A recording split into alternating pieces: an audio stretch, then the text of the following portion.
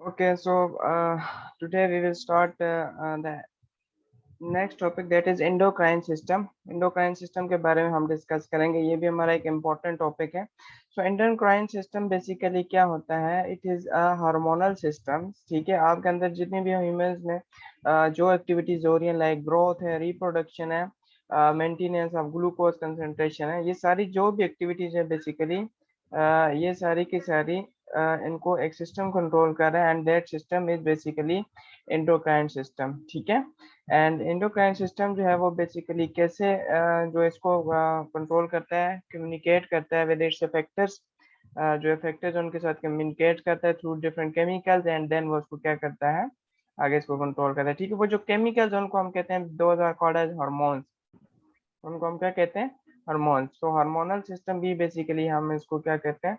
Endocrine system है. ठीक है, देयर आर सेवरल जो आपके पास हैं, हमारे पास ग्लैंड्स हैं जो कि सिक्रीट करते हैं हार्मोन्स को. ठीक है, वो ग्लैंड जो है हम उनको देखते हैं कि कौन कौन से ग्लैंड्स हैं, एंड कौन कौन से ग्लैंड्स हैं जो आपके पास कौन कौन से हार्मोन रिलीज करते हैं. कुछ ग्लैंड्स हैं, they are ductless gland, means के उनके जो कोई वेसल्स है वो नहीं होती, वो डायरेक्टली जो है वो सिक्रीशन ब्लड में सिक्रीट करते हैं. And some have like ducts हैं जो आपके पास डक्ट के थ्रू जो है वो सिक्रीट करते हैं. ठीक है, तो हम देखते हैं कि कौन कौन से एंडोक्राइन ग्लैंड्स हैं. वन बाय वन हम देखते हैं. सबसे पहला जो हमारे पास एंडोक्राइन ग्लैंड है, that is a pituitary gland. Pituitary gland basically a P shaped gland है, attach to the hypothalamus of the brain. Hypothalamus हमने कल पढ़ा था कि हाइपोथैलेमस बेसिकली आपके पास पार्ट ऑफ हमारे पास ब्रेन है, और ये pituitary gland basically P shaped होता है, उसके साथ अटैच होता है. ठीक है, इसमें बहुत से हार्मोन्स हैं, लाइक ट्रॉफिक हार्मोन्स हैं जो कि पिट्यूटरी ग्लैंड जो इन्फ्लुएंस करते हैं by secretion of endocrine glands. ठीक है, एंड जो कुछ ऐसे हार्मोन्स हैं जो है डायरेक्टली आपके ब्लड बॉडी टिश्यू पे क्या करते हैं, इफेक्ट करते हैं. ठीक है, तो दो तरह के हार्मोन ये रिलीज करते हैं. एक तो ये कि जो दूसरे ग्लैंड्स की सिक्रीशन को इफेक्ट करते हैं, उनको हम कहते हैं जो पिट्यूटरी ग्लैंड्स होते हैं. एंड सेकंड वन ये होता है कि डायरेक्टली जाके आपकी बॉडी पे एक्ट करते हैं. ठीक है, दो इसमें आप कहते हैं कि पार्ट्स हैं, दो लोब्स हैं पिट्यूटरी ग्लैंड के, एक interior lobe and posterior lobe है. दोनों डिफरेंट फंक्शन परफॉर्म करते हैं, डिफरेंट आपके पास हार्मोन रिलीज करते हैं. ठीक है, तो सबसे पहले हम इंटीरियर लोब में देखते हैं. Interior lobe basically it produces many hormones. जो इंटीरियर लोब में बहुत सारे होते हैं. एक हार्मोन इसमें कॉल्ड एज सोमेटोट्रोपिन हार्मोन है, which is also called as a growth hormone. इसको हम क्या कहते हैं? ग्रोथ हार्मोन भी कहते हैं. ये आपकी जो बॉडी की ग्रोथ है बेसिकली उसको क्या करता है? प्रोमोट करता है. ठीक है, अगर आपके पास ये सोमेटोट्रोपिन जो ग्रोइंग एज है उसमें ये कम रिलीज हो, तो वो आपकी जो ह्यूमन बॉडी की ग्रोथ है वो नहीं हो, कम होती है, तो उस कंडीशन को हम कहते हैं दैट इज कॉल्ड एज डवार्फिज्म. ठीक है, और अगर ये हार्मोन ज्यादा रिलीज हो तो वो आपके पास ग्रोथ ज्यादा हो जाती है, उस कंडीशन को हम कहते हैं that is called as gigantism. जिसे क्या होता है, जिसमें जो साइज है या टॉल वो बहुत ज्यादा हो जाता है, एंड वेट क्या हो जाता है? ज्यादा हो जाता है. ठीक है, ओके. सो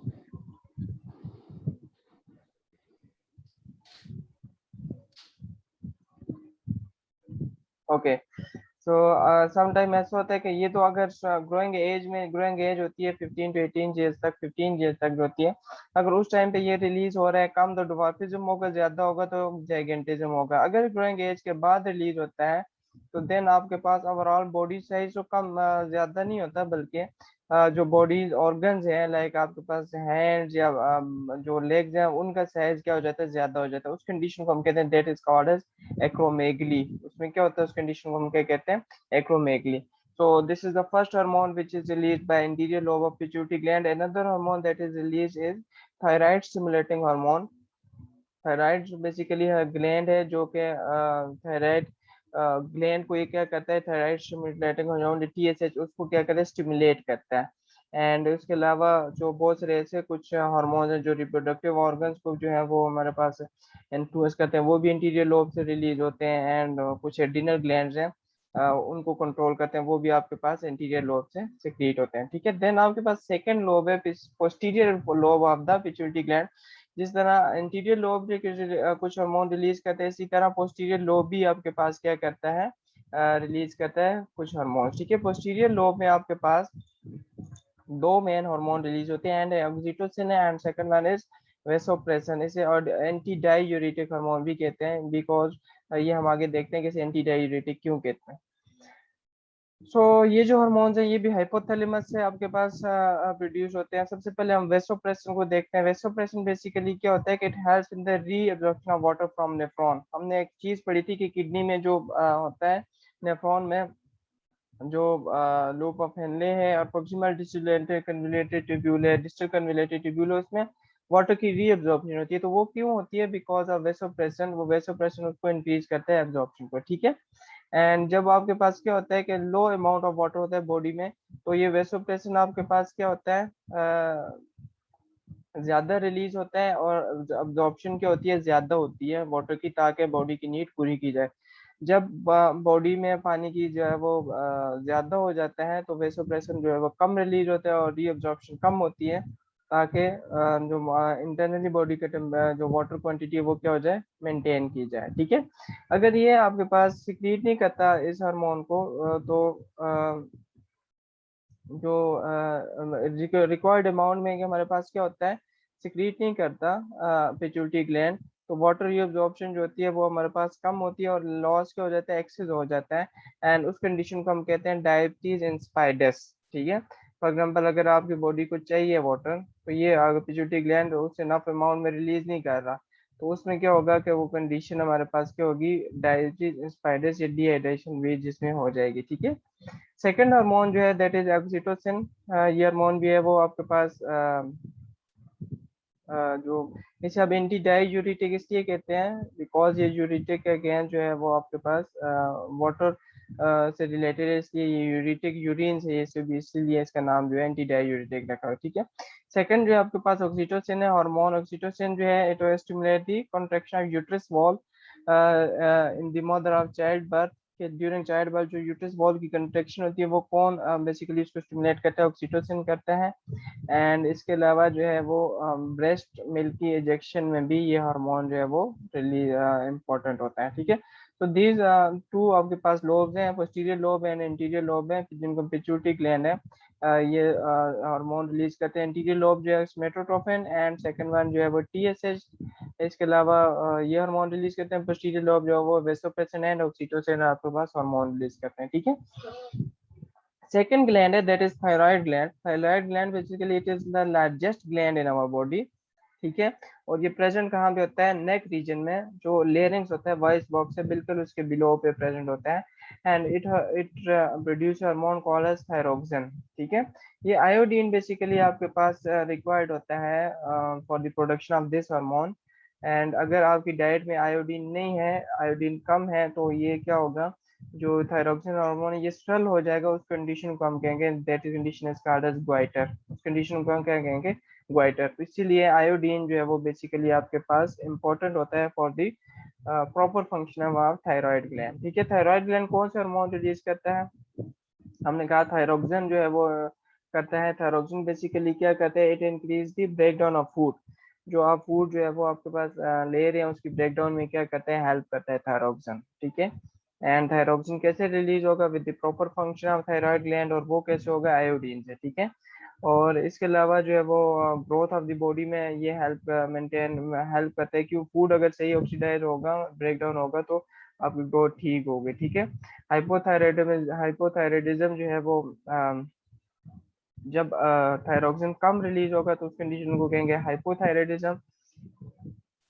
और ये कैसे होगा, बिकॉज अगर थायरोक्सिन कम रिलीज हो रहा है तो फूड की ऑक्सीडेशन आपके पास कम होगी, ब्रेकडाउन कम होगी, और एनर्जी क्या होगी, प्रोडक्शन भी कम होगी, जिसकी वजह से हार्ट बीट का रेट क्या हो जाएगा, स्लो हो जाएगा। इसी तरह हाइपर थायराइडिज्म है जो कि ओवर प्रोडक्शन ऑफ थायरोक्सिन से होता है। इसमें क्या होता है कि फूड की ब्रेकडाउन ज्यादा होती है, और इसमें क्या होता है कि एनर्जी जो ज्यादा प्रोड्यूस होती है, हार्ट बीट इंक्रीज कर जाती है, स्वेटनिंग और शिवरिंग जो है वो हैंड्स की ये भी क्या हो जाते हैं, ज्यादा हो जाते हैं, ठीक है।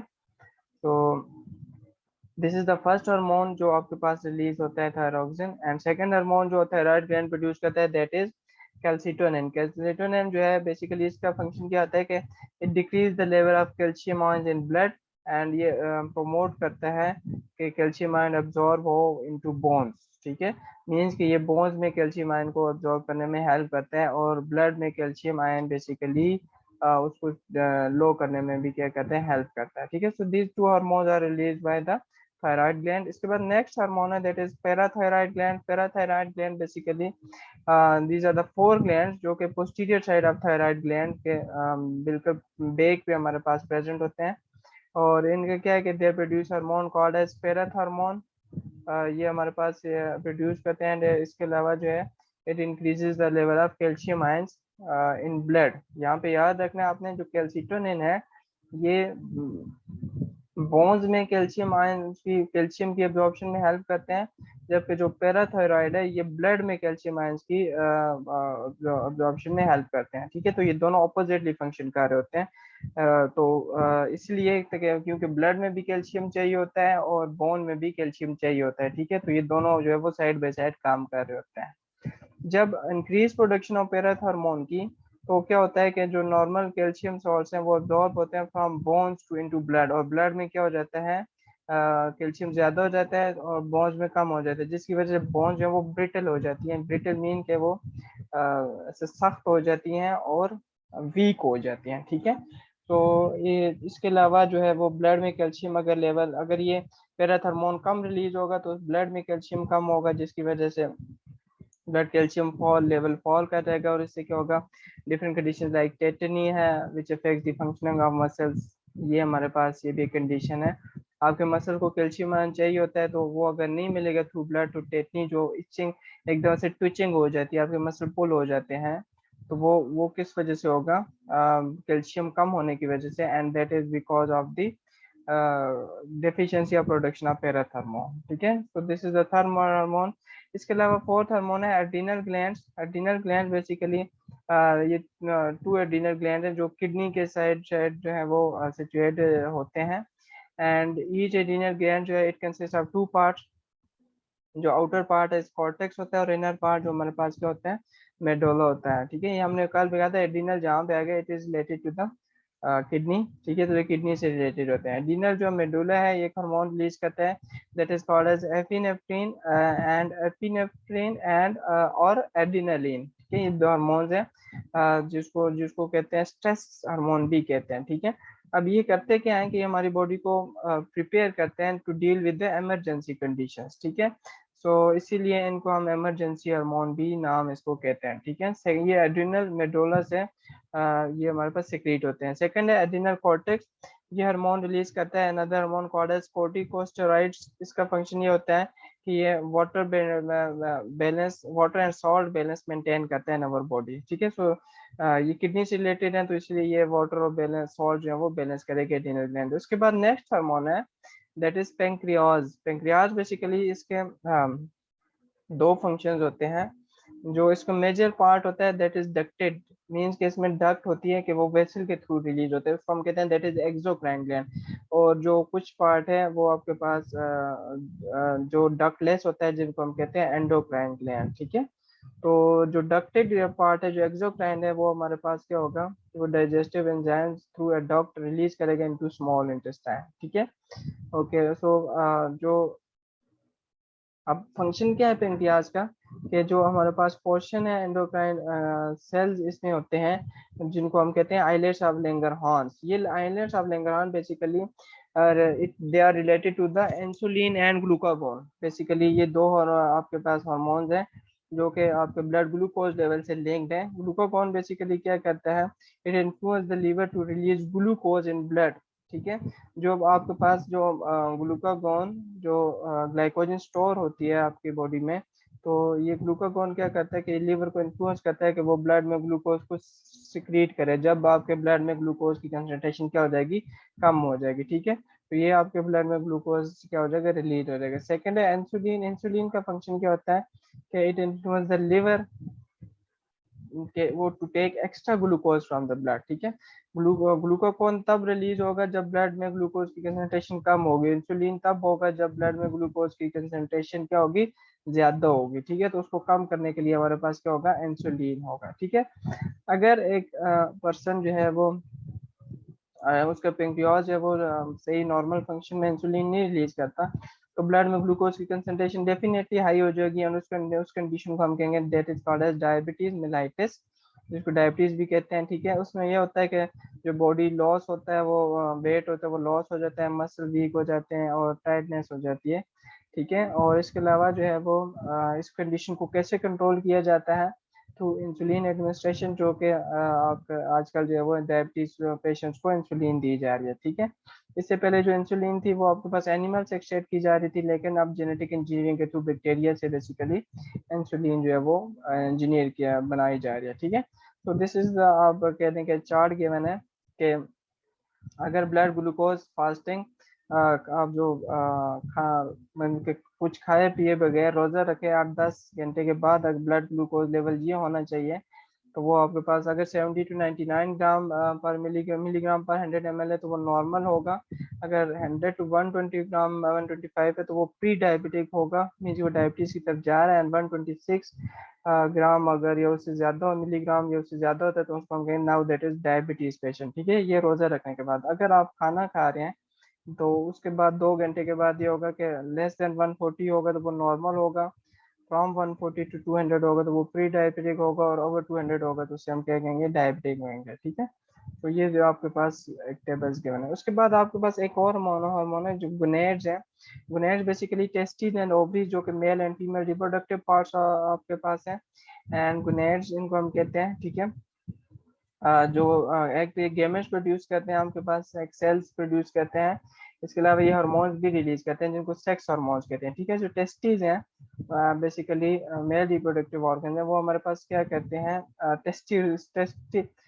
टेस्टोस्टेरोन जो हार्मोन है वो रिलीज करते हैं, जो कि आपके पास मेल सेकेंडरी सेक्स कैरेक्टरिस्टिक्स, और ये मेल जो कैरेक्टरिस्टिक्स है उनको ये हाईलाइट करता है, like growing of hair on face and जो कोरनेस ऑफ वॉइस, जो आपको मोटा होती है वॉइस जो है आपको ऐसे पिच लो होती है। ठीक है, सो दीज और जो आपके पास है वो testosterone which is a male, आप कहते हैं कि सेक्स हार्मोन है, वो रिलीज होता है थ्रू टेस्टिस। ठीक है, इसी तरह ओवरी जो है एक और हार्मोन रिलीज करते हैं, that is estrogen and progesterone, जिनको फीमेल आपके पास रिप्रोडक्टिव ओवरीज जो है वो आपके पास रिलीज करती हैं। एंड इनका फंक्शन ये होता है कि जो फीमेल सेकेंडरी कैरेक्टरिस्टिक्स है, like development of breast and जो आपके पास पिच वॉइस हाई हो जाती है, ये सारी कैरेक्टरिस्टिक्स जो है वो कौन कंट्रोल कर रहा जाता है, एस्ट्रोजन एंड प्रोजेस्टेरोन।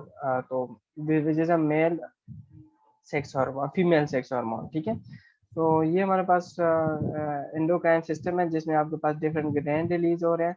ठीक है, सो दिस इज इट। ये आपके पास इनकी डिफरेंट बताया हुआ कि कौन कौन से कहाँ पे होते हैं। ये पिट्यूटरी ग्लैंड देखें, आपके हाइपोथैलेमस के पास होता है। इसी तरह ये पेंक्रियाज जो है यहाँ पे होता है, और टेस्टिस जो है वो गुनेड्स के पास होते हैं। एंड देन आपके पास थायराइड ग्लैंड नेक में होता है, एड्रीनल ग्लैंड किडनी के पास होता है, और आपके पास ये ओवरीज यहाँ पे जो फीमेल में होता है सिर्फ। ठीक है, टेस्टिस जो है वो मेल में होंगे, ओवरीज के होंगे फीमेल में होंगे। तो दिस आप कहते हैं कि इंडोक्राइन ग्लैंड ये पूरे के पूरे हमारी बॉडी में होते हैं। ठीक है, तो दिस इज इट। अगर किसी का कोई क्वेश्चन है रिलेटेड टू द टॉपिक तो वो भी मुझे पूछ सकता है।